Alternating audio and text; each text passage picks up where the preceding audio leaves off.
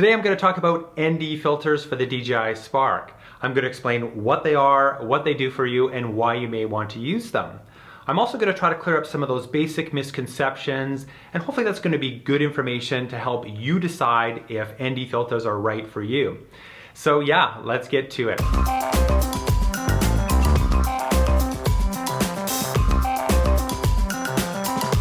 ND stands for neutral density. And basically, an ND filter is designed to reduce the amount of light passing through the lens without affecting the color or hue of that light. That's it. That's all it does. It doesn't improve the quality of that light, nor does it do anything else magical. Nothing else. It just reduces the amount of light passing through the lens. So why do we want to block some light? Well, really, there's only one reason to use an ND filter to reduce the amount of light passing through the lens. And that's so we can use a slower shutter speed to get normal looking motion blur in our footage. That's it.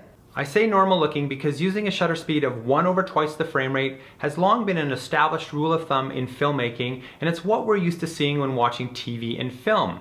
Basically, it's what the pros do. The Spark only shoots video at 30 frames per second, so using this rule of thumb, the optimal shutter speed for capturing normal looking motion blur would be 1 over twice the frame rate, or 1/60th of a second. Now, why can't we just set our shutter speed to 1/60th of a second, launch our Spark, and start capturing amazing cinematic video? Well, most of the time your shutter speed is going to have to be much faster than 1/60th of a second for proper exposure. On cloudy days, we might need a shutter speed of 1/500th of a second or faster, and on really bright sunny days, your shutter speed could be 1/2000th of a second for correct exposure. And that's where the ND filter comes in. We need to block some of that light so we can use a slower shutter speed for natural looking motion blur. Let's look at some examples. The shutter speed for the first shot is 1/500th of a second, and I'm not using an ND filter. So at regular speed, maybe you don't see anything, looks pretty normal. But if we freeze frame or step through frame by frame, you'll see that every single frame is sharp. There is absolutely no motion blur because the fast shutter speed freezes motion. On the next example, same setup, except this time I'm using an ND filter to slow my shutter speed to 1/60th of a second. And again, you may not see it at full speed, but this time when we stop it or step through frame by frame, you can definitely notice the motion blur. So now with a slower shutter speed, we have achieved that desirable motion blur from frame to frame. Let's move on to another example. So this time without the ND filter, my shutter speed is at 1/1250th of a second, and I'm hovering at 50 meters above the highway. And again, at full speed, it looks pretty normal, but when we stop it, you can see the cars are like just dead sharp. There's just no blur at all. Now this clip, I am using an ND filter, and I was able to get the shutter speed down to 1/80th of a second. When we look at the footage, we can see there is definitely motion blur in the car, but because now we're further away from our subject, the motion blur is quite a bit less evident than it was when Jen, Molly, and I were running really close past the Spark. So now I'm going to show you two more clips, and one of the clips I'm using an ND filter, and one of the clips I'm not using an ND filter. The shutter speed in one of the clips is 1/2000th of a second, and in the other clip it's 1/120th of a second, which is the slowest shutter speed I could get with my strongest ND filter.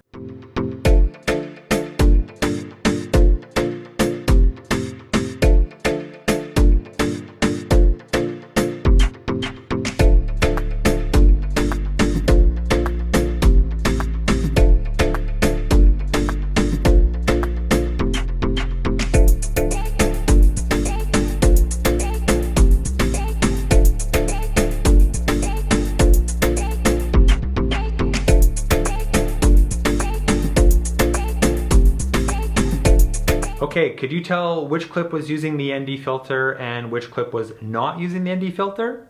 Probably not. Even though there was a big difference in shutter speeds, there was barely any motion blur perceptible in the clip with the slower shutter speed, which was clip A, by the way. The point I wanted to drive home with these two clips is that the further away you are from your subject, the less evident that motion blur will be, even while using a slower shutter speed.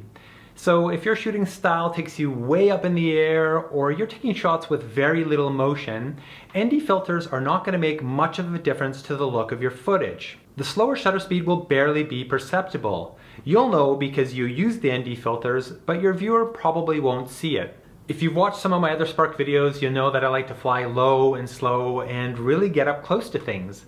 So for me, ND filters make a lot of sense for the same reason I use an ND filter on my SLR. I want that slow shutter speed, so the motion blur in my shots looks natural.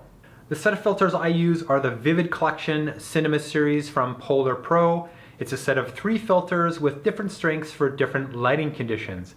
It has an ND4, an ND8, and an ND16 filter.